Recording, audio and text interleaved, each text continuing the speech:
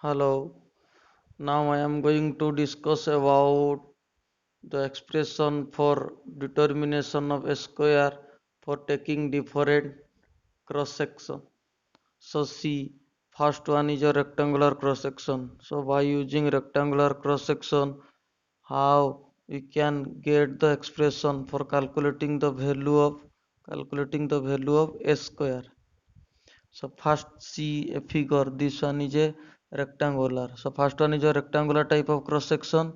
So this one is a rectangular cross section. So in rectangular cross section having two sides, one is your B. This one is your capital B this side, and one is your D. D is your depth of the cross section. This one is your depth. And one axis, this axis is known as centroidal axis. This axis is known as centroidal axis or CG of this cross section. And R is your radius of curvature. You take from this one is your reference point. O to center of gravity distance. This is known as R. So remember two expression. First one is your area. This one is your area of the rectangular cross section. B into D. This one is your area of the rectangular cross section. Second one is your h square. So h square means what? H square is a constant for the cross section of the beam, or it is a property of the cross section of the beam. Means there are different expression for different cross section.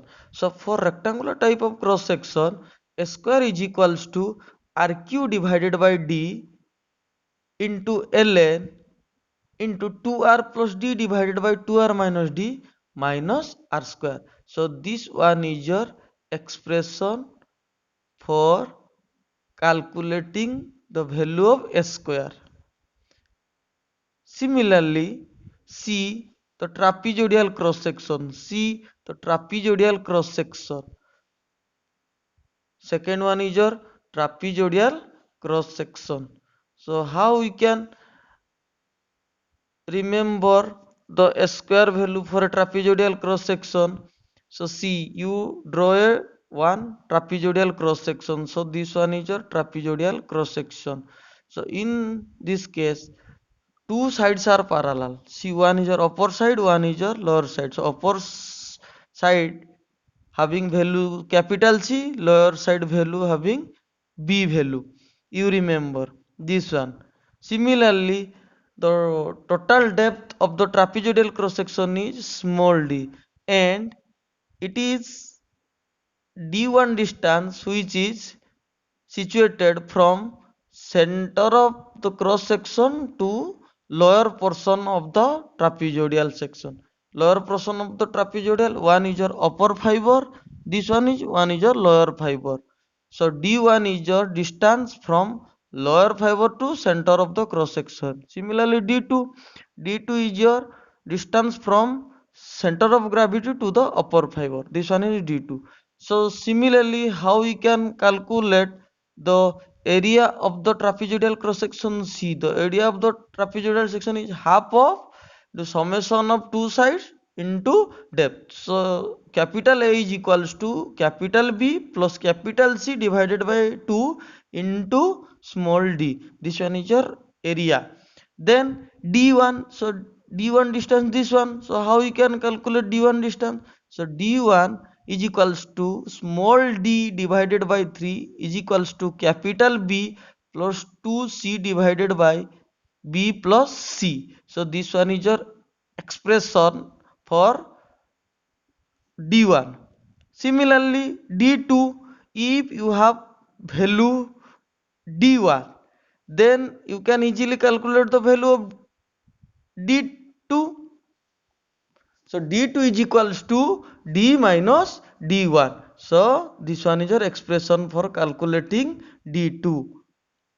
Next, h square. How we can get h square for trapezoidal cross section? This one is your expression for calculating the h square value. So h square is equals to RQ divided by a whole into CLN R plus D2 divided by R minus D1 plus B minus C divided by d into r plus d2 into ln into r plus d2 divided by r minus d1 minus b minus c minus r square. So this one is your expression for trapezoidal cross section.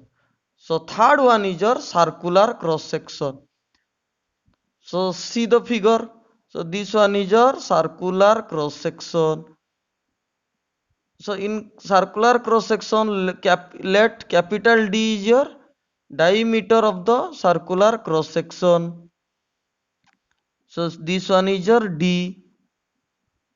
And similarly, R is your radius of curvature from this region to center of gravity of the cross section. This one is a reference line. So if you divide this circular cross section, then it from CG point it divided into two parts. One is d by 2, another is also d by 2. So you have area of this cross section, area is equals to pi by 4 into d square. This is the general equation for calculating the area of the circular section. So similarly, how we can get the square value for circular cross section? So you remember this one is your expression for circular cross section. A square is equals to d square by 16 plus d to the power 4th divided by 128 r square. So this one is your expression for a square for calculating circular cross section. So last one is your sign convention. Sign convention. So how we can put sign using bending moment and distance from the respective fibers. So see, so this one is your a channel section. See the figure. This one is your channel section, and in channel section a tensile loads are acting. So orientation of action of load is tensile in nature. And see the center line which is situated inside. So this line is known as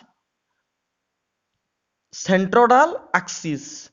And one in this case r is your radius of curvature from CG to centroidal axis. Then there are 2 points, one is your A point, one is your B point. So A point is situated in left side fiber, B point is situated in right side fiber. So how we can calculate bending moment? Bending moment means applied load into perpendicular distance. This one is your bending moment. So how you can select the sign convention if the orientation of beam is like this? So you remember the 2 points. You consider bending moment is positive if the radius of curvature increases. Then you consider bending moment is negative if the radius of curvature decreases. So you remember the two. If the radius of curvature increases, then the bending moment will be positive. If the radius of curvature decreases, then the bending moment is considered as negative.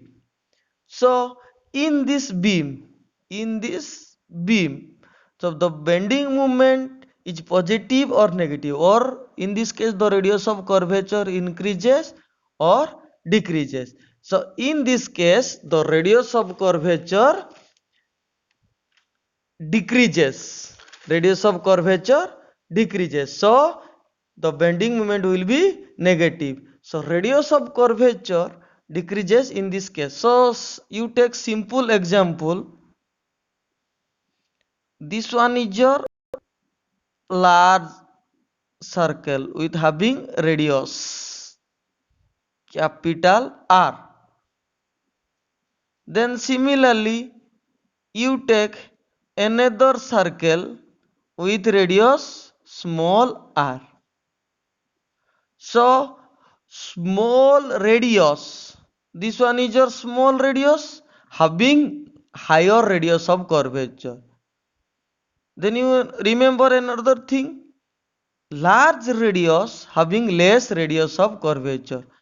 Large radius, less radius of curvature. Next thing, then the two thing, ya and yb. So ya and yb, so ya is the distance from neutral axis to outer fiber. This one is your outer fiber, this one is your inner fiber, this one is your neutral axis. So this distance is known as ya, this distance is known as yb. So yb and ya are the two distance from the centroidal axis. Sorry. You see again. So this one is your outer fiber, this one is your inner fiber, this one is your centroidal axis. CA, this one is your outer fiber, this one is your inner fiber. This distance is known as YA, this distance is known as YB. So Ya is considered as positive because it's situated in convex side. So this one is your convex side. So Ya is considered as positive and YB is considered as negative because it concave side.